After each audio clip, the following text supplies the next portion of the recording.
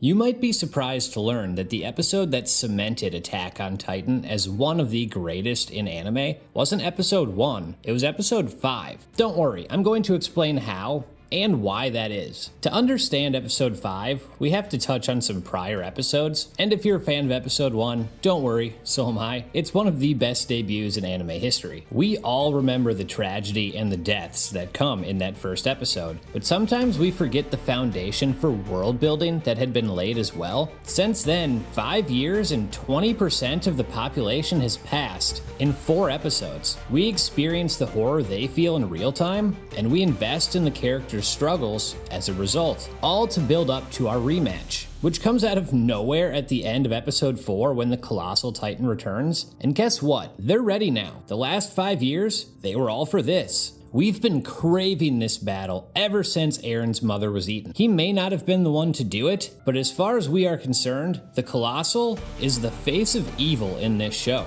And Eren, he stares that evil right in the face, attacking without hesitation. The Colossal swings back toward him, but it was never meant for him. Instead, that swing took out all the cannons on top of the wall. Eren recognizes that immediately and knows that what happened before wasn't an accident. The Colossal is intelligent, and this is a massive revelation. But now isn't the time to dwell on details, now is the time to fight. And right as Eren launches himself at the Colossal, we get our first taste of Titan steam, and when it clears, he's gone. I cannot describe how much of a mind-bending moment this was back then. What the hell is the Colossal? Can he teleport? What other abilities does he have? The sense of unknowing and unease you feel at that scene hits you so hard as a viewer. And for the cast, panic sets in. People are rushing, bells are ringing, because there's been a breach, and Trost is in chaos. However, it's not somber music playing this time, it's epic. Because again, we've been building up to a fight with the Titans, but not everyone's looking forward to it. Armin is a nervous wreck, which is a genius use of an in-character trait to give depth, but also foreshadow future events. Meanwhile, Eren just tells him to look ahead because the Titans have breached. We cut to the center of Wall Sina, and for a second, you think we're in a different show? All the pain, suffering, and scarcity of resources that's hitting everyone we've seen so far? Yeah, that's not the case here. We see a massive castle with lush scenery, seemingly unconnected to anything happening to the main cast. We're introduced to Commander Pixis playing chess with a man I'll simply call the Lord of Gluttony. Pixis has to leave, and of course the guy stuffing cake in his face wants the commander to abandon his duty to stay and protect him, to which Pixis responds,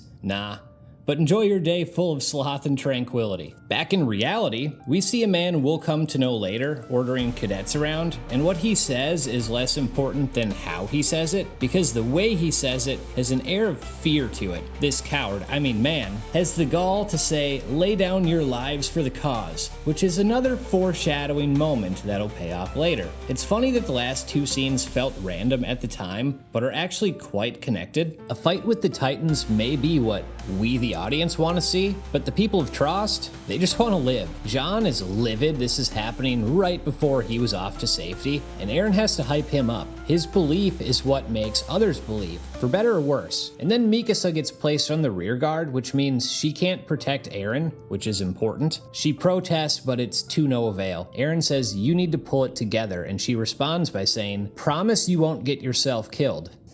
Which he just shrugs off and says, "I wasn't planning on it." As we get ready for our big fight, there's a flashback to give us some more background on the threat at hand. Titans only eat humans, and they do it for sport. They have no reproductive organs, and they can regenerate from any injury except one, the nape of the neck. That's how you kill them. In the present, Eren is with his fellow cadets. This is a chance for them to fly up the ranks. The music starts pumping you up. The cadets start getting confident and talking about who's going to get the most kills. They jump into action, and it's so hype. The epic music, the badass visuals. Let's get this fight started. And just like that, reality sets in. Instantly a comrade is eaten. That hype music, now it's horror music. Eren predictably makes the reckless decision to fly into action, causing others to follow suit. But this isn't your regular shonen. Being angry isn't going to save the day. Perfect example. As he's soaring through the air, a Titan jumps up and bites off his leg,